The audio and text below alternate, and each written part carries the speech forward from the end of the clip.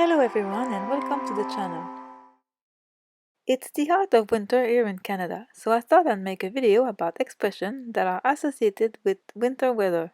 Let's start with the first expression, break the ice. The expression means to do or say something to relieve tension or get conversation going. This expression was originally used to literally mean to break the ice in order to allow passage of boats through frozen water. By the end of the 16th century, people were using the phrase to mean to begin an undertaking. The modern sense came in the 17th century. Ice has represented the cold nature or unfriendly manners of a person since at least Shakespeare's time. In French, the expression is briser la glace or rompre la glace. The translation is to break the ice. In Spanish, the equivalent expression is romper el hielo. It's translated into to break the ice.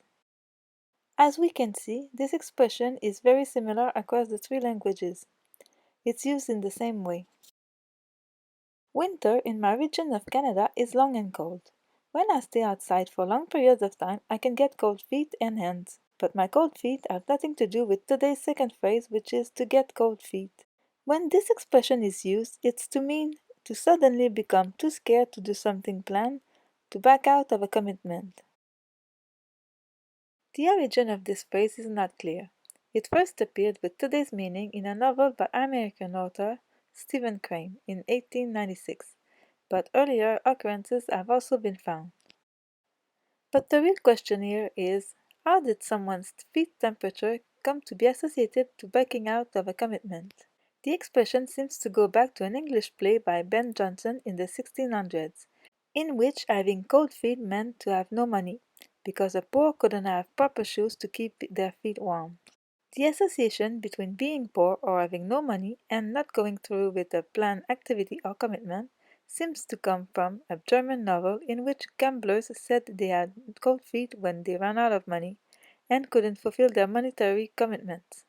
Now the phrase is used for any commitments. In French and Spanish, there is no equivalent expression to express this concept. In French, a speaker would use avoir un doute, which translates into to have a doubt, or they can use the verb hésiter, which means to hesitate. There is also an informal verb, se dégonfler, which translates literally into to deflate oneself, but means to wimp out or chicken out. This informal meaning of se dégonfler appeared in the French language around 1913. In Spanish, a speaker would use echarse atrás, which means to back down. So if you hear a French speaker talking about avoir les pieds froids, or a Spanish speaker saying tener los pies fríos, they are not backing out of anything, they just literally have cold feet. In my part of the world, winter brings ice, cold, and of course snow. So the third expression we're looking at is as pure as the driven snow. It is used to compare to something or someone that is completely virtuous or innocent, that has no moral flaws. This saying is not found in print until the start of the 19th century. The driven snow is snow that has blown into drift and is untrodden and clean. But Shakespeare used snow as a symbol for purity and whiteness in Macbeth in 1605 and The Winter's Tale in 1611. The tradition of a bride wearing white in many cultures is also associated with purity. This dates back as early as the 1400s.